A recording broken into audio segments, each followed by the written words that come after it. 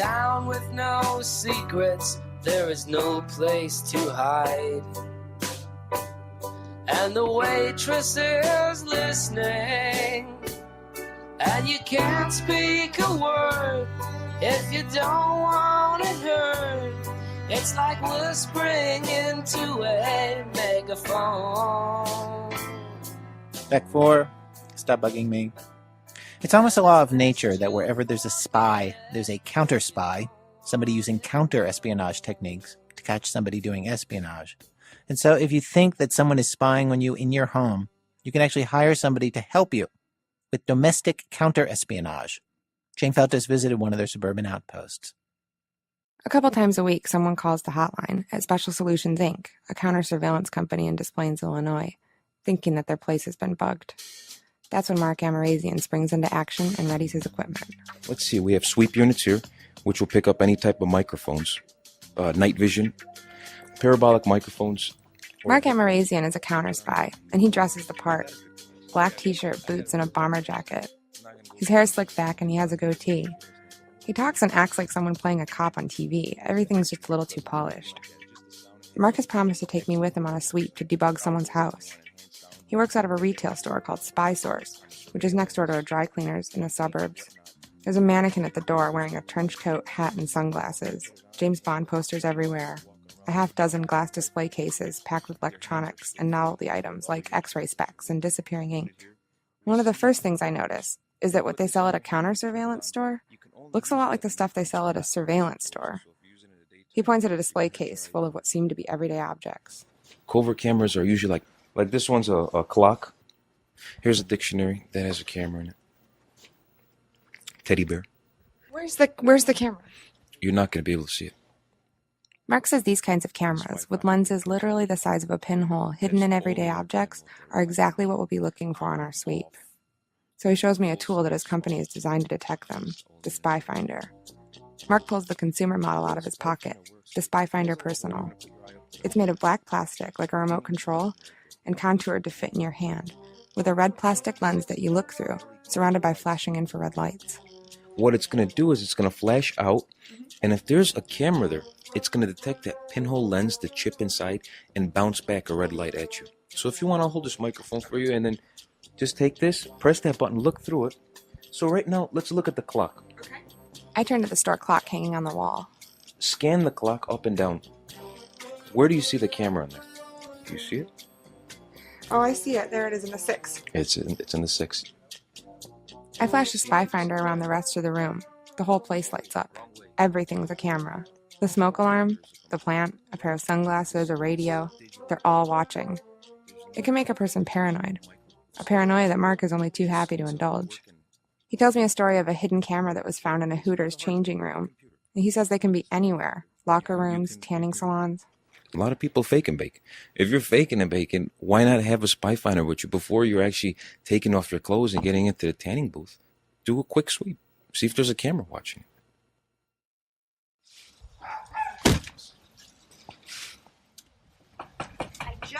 Come on in. I'm sorry about the leave. Today we're doing a sweep for a woman who feels that someone's bugged her house. She greets us at the door in a velour jogging suit. I'd expected anybody needing counter surveillance would be somebody with money, and Mark had described his clients as corporate execs and semi-celebrities or people in the middle of a high-stakes divorce or lawsuit. But we're at a squat brick bungalow behind a bowling alley and a fast-food chicken joint. Her house is sparsely furnished. It's just her and her 6-year-old granddaughter. She immediately asks me if I'm recording her. She won't tell me her name or why we're here. Mark starts putting his gear on, headphones, a handheld meter, and a few antennas he points around the living room. If there were an audio transmitter in the room, a listening device, it'd have to give off a signal. Right now, we're not getting any type of signals showing me RF radio frequency being transmitted. So far, so good. Then he plugs a voltage meter into the phone line.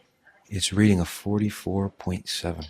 This is a normal voltage reading. Now, if there was something on your telephone line, like a recorder, or if there was a tap on your outside line, it would be reading something low, like maybe a 20.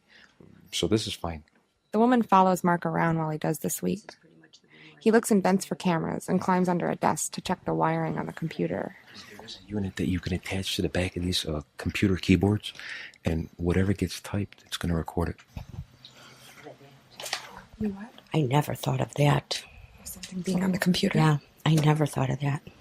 You look startled when he said it. I should have thought of that, and I never did. I can't get much out of her, and what she does tell me doesn't really add up. She tells me her suspicion started a few months ago. She said a guy came to the house claiming to be from the water company, and she thinks he may have planted some sort of eavesdropping device. When I ask her who she thinks he really was and why he wanted to spy on her, she won't tell me. All she says is some things were done that made her uncomfortable, and she wants to put her fears to rest. In all, the sweep takes Mark about 20 minutes. He doesn't find anything, which is how it goes for him 9 times out of 10. Everything gave us a negative reading. There's nothing here. Thank you very much. I feel much better. So you feel a lot better. Oh, I do. I do. I don't have to whisper anymore. If you go into somebody's home or office and they say, gee, I think my phone's tapped, and you check the phone and there's no tap, that doesn't mean there wasn't a problem. Kevin Murray has run Murray Associates, an eavesdropping detection and counterespionage firm, for over 30 years. If Mark is the suburban beat cop, Kevin is the director of the FBI. He deals with Fortune 100 companies, and he thinks what Mark and I did was kind of half-assed. It's not what they show on TV. It's not the guy with the box and an antenna that comes in and wanders around the room wearing headphones and magically finds things. Because most of the time it isn't electronic. There are much easier ways to get information. For instance, Kevin says most spies just dig through your trash or make friends with your sister-in-law or your hairdresser. Bugging can be really expensive and difficult. Plus, here's something you never think about. You constantly have to go back and change the battery. Which is why most large-scale bugging operations only happen in the corporate world. Kevin once caught an international corporate spy in the act. He was transmitting secrets at a big company. On another job, Kevin found a hidden camera above an employee's desk. Turns out the guy's coworker, who was competing with him for a promotion, was watching him make personal calls to his girlfriend and reporting each and every one of them, date, time, and length, to the boss. Occasionally, Kevin himself becomes a player in the corporate schemes he's uncovering. We were brought into a company, and the president of the company says, I want you to check these offices. And he points us over there. And he didn't say he suspected anything. We were just doing this just proactively, just to make sure it's good policy, it's good security practice. So we get in there and we start working. And the next thing you know, we're up above the ceiling in the conference room, and we find this wire. And can't quite identify it right away, so we follow it out. And lo and behold, it goes across the hallway in one direction over to the president's office and is laying on top of his ceiling with a microphone. Say, great, what a great find. Well, we get on the wire again and follow it backwards across the hall, through the conference room, across another hall, and into another executive's office. And we look at it and go, okay. On the surface, it looks like one of the executives is bugging the president's office. Right. But on close inspection, it's not hooked up the right way. It can't work. This is a setup.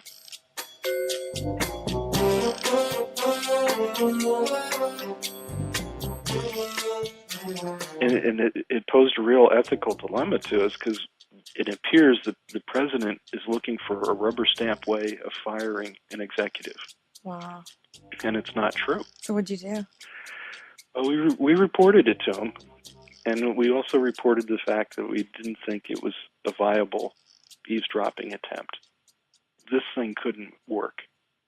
But he probably fired him anyway. and you know, from our point of view, it's put there to look like an eavesdropping attempt. By you. No, I didn't say it by you, because I don't know who put it there. I didn't have enough proof.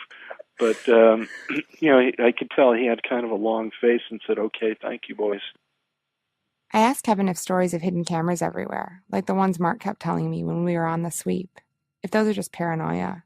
Or maybe the guy's just trying to drum up a little counter-surveillance business. I mean, really, with everything we're supposed to be afraid of when we go to the tanner, bacteria, blindness, cancer, should we really worry about peeping Toms? Absolutely. Really? Absolutely. No. All I can say is I don't make it up. Just go to spybusters.com, and every week or so I throw in all the news stories of peeping Tom cameras and everything else. And I think I have about 6 or 7 years worth of news stories there. And these are only, remember now, these are the failed attempts. These are the ones that got caught. Uh-huh. It's the tip of the iceberg. Kevin says only 1 out of 5 calls he gets is from someone who's just being irrational and paranoid. In his experience, if you think you're being spied on, you probably are. Or at least something's amiss. Maybe your boyfriend's going through your purse. Maybe your best friend's a gossip and that's why other people know your business. But you don't need to hire a spy to figure that out.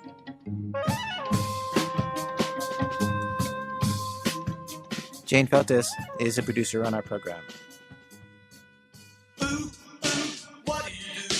No one else can dance like you. So what's all the fuss? There ain't nobody spied like us. Hey, what do you Well, the program was produced today by Diane Cook and myself with Alex Bloomberg, Wendy Dorr, Jane Feltis, Sarah Koenig, and Lisa Pollack. Our senior producer is Julie Snyder. Elizabeth Meister runs our website. Production help from Todd Bachman and Ms. Amy O'Leary. Special thanks today to Patrick Keefe, Shane DeBow, Carrie Miller. Our website, www.thisamericanlife.org, where you can listen to our programs for free or buy CDs of them, or you can download audio of our program at audible.com/thisamericanlife, where they have public radio programs, best-selling books, even the New York Times, all at audible.com. This American Life is sponsored by Volkswagen, who believes it's important to push the limits, question tightly held assumptions, and see what's really possible. And so they offer the Phaeton, a luxury car from Volkswagen. More information at vw.com. And by Powell's Books, an independent bookseller since 1971, featuring exclusive author interviews, unabridged book reviews, and more on the web at powells.com. WBEZ management oversight for our program by Mr. Tori Malantia, or as he likes to be called by the many, many guests to our program, the Cooler. I'm not really sure what he wants me to do. Did he just say touch the cooler? I'm Ira Glass, back next week with more stories of This American Life. PRI, Public Radio International.